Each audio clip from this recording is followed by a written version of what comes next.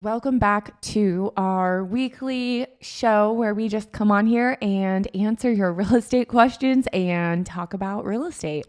This channel is made for you. It's also made for us. I mean, we're here to give some real estate advice, but also we want it back. So please feel free to keep commenting below and just ask us questions. And I love giving shout outs too. So give me your full name, whether it's your YouTube name or your real name. Let me know and I'll put it out there. And thanks for asking. Yeah, we love having conversations with other agents in the comment section, talking about what's going on in other markets and just hearing, what's working for other people. It's just so much fun. Yeah. Okay, so our first question is from Sonia Medrano. She says, can you please talk about how to value homes, price strategies, and such? I've gotten a few appointments, but have been putting them off because I don't know how to price them correctly yet. Dude, that's so good because just yesterday, wow, that was a loud drop on your phone. But just yesterday, I was prompted to do a BPO. And excuse me, other realtors, I didn't know what a BPO was. Do you call that in your area like a BPO? Because here nobody calls it that. I feel like no, it's like no realtors do. I feel like it's an old school term or something. Maybe. Like, hey, can you give me a BPO on this? It's like a trucker talking to you. Anyways, after the conversation, I Googled it. Okay, yeah, they just want to know a price. What a broker's price analysis? Yeah, No, broker's price opinion. And I was like, oh my gosh, why couldn't you just do a CMA? Comparative market analysis. But they prompted me to do a BPO on a very unique piece of property. It's a corner lot, but it's used for multiple uses. It's residential and commercial. And there's just not much out there like this, and it's on acreage, but it has yet to be developed. And he gave me all of the development that's going to be happening in the future with additional costs and the bids that they have for this development to proceed. So he wants a CMA BPO of what the property is worth once all this work's done. It's a little different than the way we do it as real estate agents on a residential home. My advice to you, because I am going to get to your question, by the way. My advice to you is call and ask somebody in your office. Maybe talk to your principal broker. If you're just a little shy and or just not wanting to mess up this price, well, that just means you either need just a little bit more knowledge in your industry, your area. Not that you're a bad realtor, but you just need to know what things you're going for. Maybe that's experience, but also just to use the tools around you. There's all sorts of tools, and generally through your MLS system, you should have a CMA section to create and find every past sale in the area and go off of those price home comparisons. That's kind of the most beneficial thing as a new broker you can have. Go on your MLS system, see what's new listed, see what 4-bed, 3-baths are going for, see what your housing industry is worth, and get a knowledge for when you do have a potential buyer. Hey, this is about what these go for. Yeah, I think this one's overpriced. You have more knowledge to give away. Yeah, that's really good. I think that it's super, super important right now with how quickly everything is changing, how fast the market's moving and changing, to just have a very thorough market analysis and stay on top of what's going on. Because I know we were just saying, we did an episode on our other channel, Real Estate with Marian Spence.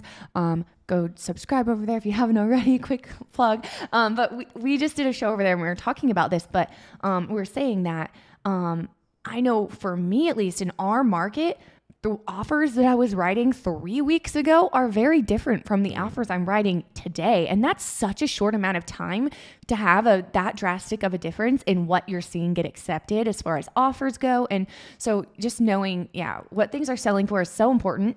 And another thing is, on your market analysis, something that I always like to do is I will circle for my clients or just point out to them, like, say there's other homes in their neighborhood that have recently sold. I will make sure to point out, like, this is the days on market for this particular home. Yeah. Maybe you're seeing it sold for this price and that looks like a great price to you, but keep in mind it had to sit for longer than what's expected. So show them the days on market for the, maybe everyone already does that, but that's something that's helpful. Also, last thing to add about like knowing pricing.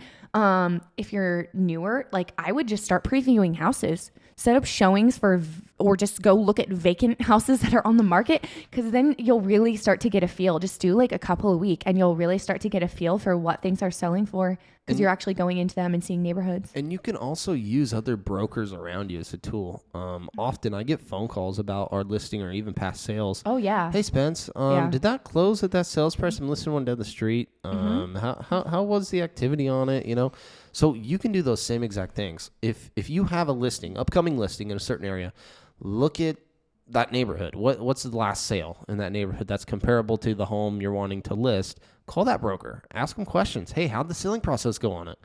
Because that's going to give you an idea of where your price is going to be and how many buyers are, going to be out there. And obviously, you got to go off the characteristics of the home and what's different. But that's a good tool, though, that I personally haven't used all that much when it comes to me personally pricing out homes, but I know other brokers do that. And same with appraisers. Appraisers do that too. They call me and ask questions whether closing costs are paid for or not, because they, in a way, need certainty. There's a lot of uncertainties in this market right now because of how unpredictable it's been.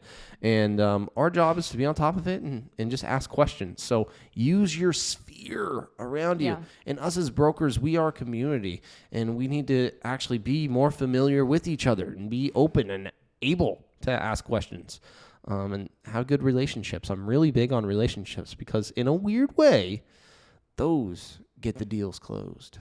It does help. It's true. It helps. It's true. Okay. Kaylee Smoten asks, when you send out handwritten cards, do you just put your name on the front of the envelope, or do you put a return address? If you put a return address, do you put your office address? I always put our office address if I'm going to put a return address. I just don't think it looks that professional to have your home address on it. I don't know if you're like with EXP and don't have a office address. I don't know. I don't really know what you do there. They have to have but an office. Maybe they do. I don't know. They have to. I don't know. Anyway, I usually put a return address. I guess if I'm writing, it depends. If I'm sending, like, say I'm sending someone a thank you note and I'm including a gift card, I'm definitely going to send a return address. But if I'm just sending, say a market update to, which I need to do, it's been a long time, to past clients in some sphere, something like that, then I will not put a return address if I know for sure that they still live there and it's their correct address. If it's a client that I worked with 5 years ago and I'm like, we've kind of lost contact, I send you mail every now and then, but I don't know for sure if you what's the deal here. So sometimes I will put the return address only to make sure that they still live there. So does that make sense? Yeah, so it can come back to me and then I can Absolutely. take them off my list if it does come back, because every now and then that'll happen, not too often, but Absolutely. Yeah. And also Mariah loves to put on her lipstick and then she kisses the letter. That's not true. That'd be weird. That doesn't happen. But that does not happen. I just That'd be imagine weird. like you as a little girl, like writing letters. No, I don't do Mariah's that. always written letters. It's I don't do that. It's a joke between her and I. Okay. Next question. Savannah Rutland asks, how did you attract subscribers to your real estate YouTube channel? What is the best way to develop a monetary YouTube channel? I'm going to take a moment of silence to just pause and think about my response. That's good. Let's take a moment of silence. Okay. So first of all, I think that if you're looking at attracting subscribers, then you're looking for the wrong thing.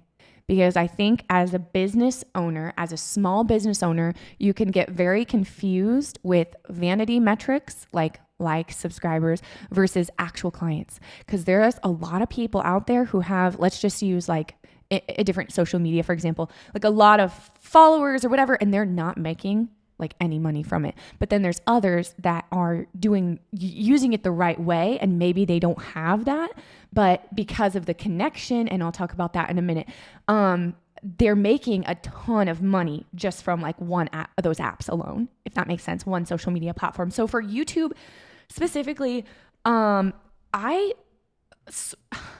sold a $1 million house when I had like 20 views on a video. I think I had less than 100 subscribers on the particular channel that it was on. So the thing is, and it's grown since then, but it's still a small channel, and we get amazing clients often, all the time from it. And so the thing is, it's not because we were making the right videos that were attracting subscribers and views, because there's plenty of other videos we could choose to be making that would bring more of that. But because we're making the right videos where the right people are looking for. And what I mean is, for YouTube specifically, if you're wanting to use it to grow your business, then think more local. Like, how many people are searching, like, in your town, where you live? Say it's a small town. The right people are going to be searching it, but you're not going to get thousands and thousands of views on one. I mean, you might for one video, but like, what I'm trying to say is, it's not just going to explode from views and subscribers, but that's not the goal. The goal is to get more quality leads and clients from it. And so if that's the goal, then you don't want to be focusing on what is going to get me more views and subscribers. You want to be focusing on what is going to reach the right people that are looking for me, like, specifically. Does that make sense? Yeah. I think that's huge, because it absolutely makes sense, though. Like, you might get 60, 120 hits on a video. Yeah. That's more views than, imagine sending 60 texts, 120 texts, Right. There's Right. a difference. And when you're looking at it in that manner, the quality of people that you're gaining through, a quick video that you post or something, look at it that way, rather than the thousands, the big marketers, Right. that type of thing. Because ultimately, I'm more about quality over quantity. Yes. So that's just a little thing that we've been focusing on, is kind of what are we doing differently that nobody else is doing. And I applied that to our business when offers weren't getting accepted that much, because you were competing against like 8 to 12 other offers. You're like, man, it's a coin toss. Am I even going to get this? I mean, $50,000 over ask price at some point. Like, what are we doing in this world? How can I make something look different? And so that's what we're trying to do. We've applied that to our business. What are we doing differently than other brokers? Why us? How can we be more professional? How can we provide a better service than somebody else? Because there's so many other agents out there. I mean, we're still at a historical high when it comes to agents. I'm still looking for that number to go down because of the amount of business that's happening around us. Everybody's talking about it. And lenders included. Their refis are just, I mean, that's all I'm hearing. Oh, my refi's gone. So that cut my business in half. And so lenders are partnering with brokers like crazy right now, because they need real estate sales. They need lending sales to keep their head above water. And I guess what I'm trying to say is, what am I trying to say? I was talking about lenders. Did you forget your point? Oh man, dude, I was coming back to it. I was coming back to it. Let me come back to it. It's swimming right there. Quality people. Clients. Quality clients. Leads. Yes. Okay. Yes. Just think about that. Don't just like Mariah said. It was like don't worry about gaining thousands of subscribers, get monetized, which is an added bonus once you do get to that point. Because if you're consistent, like, that'll happen eventually, and that's amazing, that like passive income that comes from that. But that's, if your goal is for like real estate, then you're asking the wrong question. If your question is how to get more views and subscribers, it should be how to attract the right people through it. And I think the biggest thing is through, to be honest, trial and error. I know it took me like 5 years of making and uploading videos, like real estate videos, not on this channel, but on a different channel, before I saw a single client from it. But then once I started getting clients, like best clients I've ever had, I went all in on what was working. And that's when I just kept getting more and more of them. But it took me trial and error of making like all kinds of different videos that didn't get me any clients at first, until I finally, and it doesn't have to take you 5 years. That's not what I'm saying, to find the right type of videos to make to start getting a lot of clients from it. But yeah, so I would say focus over making the right content that people are going to be searching for, that need your help in real estate, whatever type of clients you want to specialize in, whatever niches. And I think another thing is, I think that when it comes to things like YouTube, we all don't want to get too niche or niche, whatever the word is. think We I don't would want say to niche. zero in too much on one audience because we're like, well, it'll discount all these other people and then I can't work with all of them.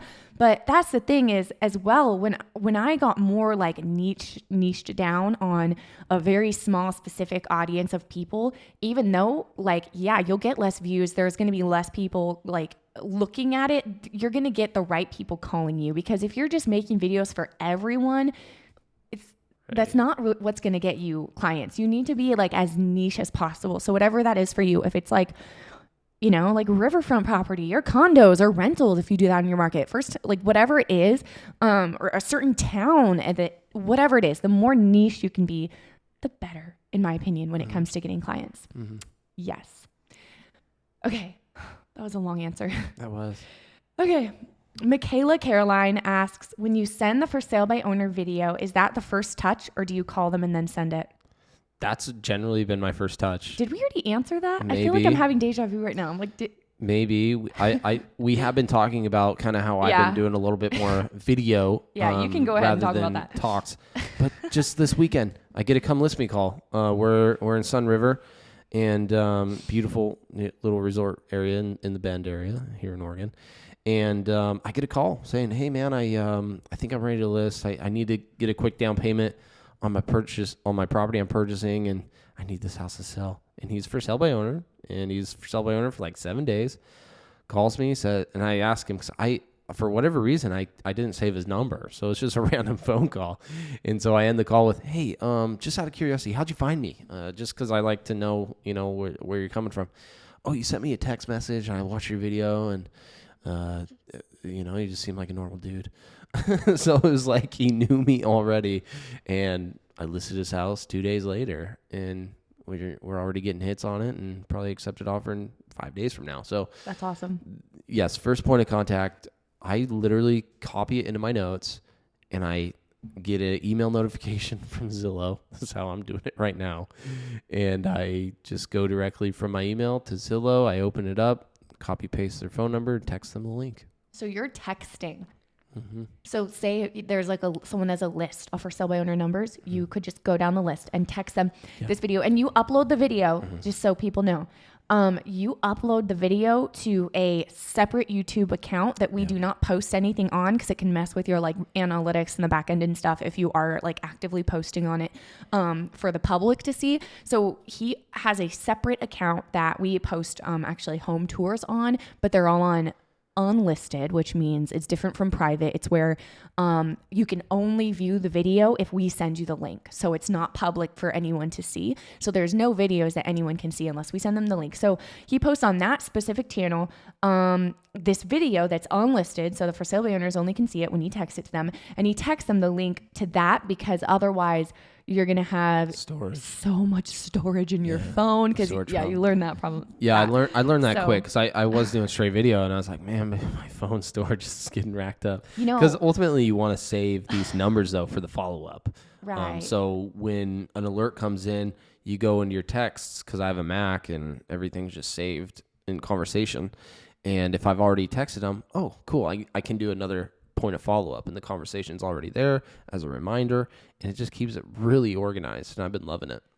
Honestly, I kind of want to try this myself. I think I'm going to try. I think it's been fun, and it's so easy. I mean, if you and I were double dipping, this is funny. We're just like creating it on camera. I think I'm going to try this.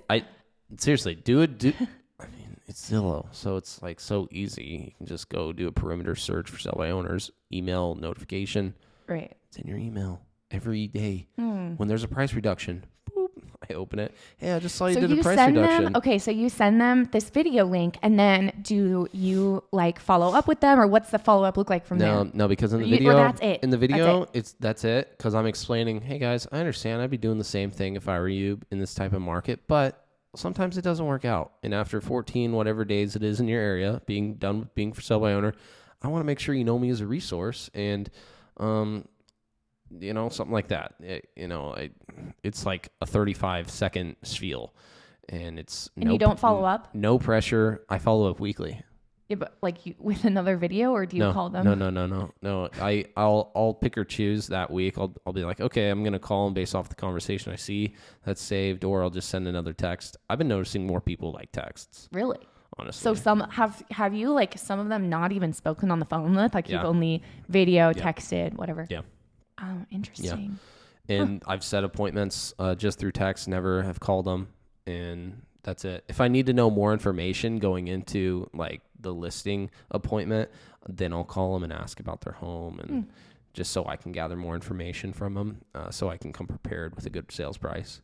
Because some like prices you'll see that they're wanting to sell for sell by owner, they just make no sense. Like, why do you think your home's worth that much? You know, and they're like, yeah, you're right. And like once you provide the evidence, they actually end up listing with you at a lower price, even though that doesn't make sense, but it does because you are the professional and you're educating them, and it's all dependent on your listing and presentation and how professional you are too. I mean, You know, I might try that and then It's so give easy. you the appointments I get, and you go on the appointments, so and we easy. just If like you're- tag if team you it. if you have a team and you're not double dipping in Right. just a routine, you know, Yeah. I'm not searching this anymore. Like it gets sent to me. So Right. copy paste into your notes, boom, text is done. Interesting. Just made a contact Okay. for the day. My goal's like 5 or 6 a day. That's it. That's awesome. Hannah Hudson asks, have you ever heard of True Realty, TRU Realty, or do you know anyone, any agents working with them? I'm thinking about going there, but I'm not 100% if they would be the best place for a new agent to train to work with. It's Google True. I have not heard of them. Realty. I don't know. No, it's TRU. There's no E at the end. TRU. I don't even know if they're in our area because I have not seen a sign. If you work with True Realty, or if you have them in your area, let us know. Let us know in the comments below. But I have not heard of them. But here's what I would say about that is I would set up an interview with them and whoever else you're thinking about going with. Seems like a coach. And Yeah. okay, well, I would interview with them if they're a real estate company, like a brokerage. I would interview with them and ask a lot of questions, get whatever clarity you need, make sure they have great, strong training and provide what you want them to provide for you. And then just go with your gut. You know, I don't think it necessarily matters if it's a larger or smaller brokerage. If it's the place that you feel like you enjoy the culture of the company and the brokerage, and it's just in your gut, you feel like it's a place for you, then go for it. Yeah. That's And what I would have to don't say. know Don't if it's- overthink it. Yeah, and I don't know if this is just Google or what, but it looks like it's based out of Scottsdale, Arizona? I don't know Arizona? if they only have one office. I don't know. Interesting. But Because if that's it all I is, got. I don't know if like I said, I know nothing about it. I don't know if it's a big chain or a small, like locally owned brokerage, but I think there's totally benefits to working at both. We're with a really big chain and we love so many things about that, but I think there's totally pros and cons to both. So you just need to go and see if, talk to them and see what you think, see how you feel when you're there. walk in their office, see what the You'll know. atmosphere's like. Yeah. Seriously. And what I love is being sold on things. Right. This is when like I order food or something, or I'm in a store, even though I know I'm gonna buy it already. I want like the salesman to sell me, like describe the item. I'm the Just same want to though. see them use their skills. See who's working in the office. I mean, and have them sell you like why they need you at this office, because obviously you want to be motivated to make that money and make sales for them to hire you and hang your license there. Another biggie is the resources too. Mm-hmm. Make sure your resources are met. It brokerages. I just feel like people look at a commission fee and Yes. what's their monthly, and Don't that's how they only- make their decision. Don't look at Don't money. make your decision based off of the split. No. I mean, No. those things they change. And They change so much. You And can if negotiate it too. right. And if you start out at a company that has a really like our split was really It was bad. bad, like real bad. That's what I mean. I But don't know now how new it's agents- great. Like, because if you're motivated and you plan to do well, then I don't know any company that keeps you at that horrible split if you continue to perform really well. So Right. that's what I'm saying, like And years if down the you, road. like, you're So loyal- it doesn't really matter. And if you're loyal to like Yeah. a brokerage, I'm telling Yeah. you, like, I'm sure we could do a lot better at Berkshire Hathaway if we really wanted to negotiate more and Oh, be for that split. be I that don't know. person. But right now, I mean, It's great. we're happy with their resources. So Yes. All right. Well, that is the last question this week. So If you have any real estate questions, feel free to send them our way. Our contact information is in the description below, or feel free to leave a comment. And if you are a realtor in another state and you have a client relocating to Oregon, we would love to give you a referral fee and take great care of that client. So feel free to send us any referrals that you have in the Salem, Oregon, or surrounding areas. And we'll see you next week. Adios.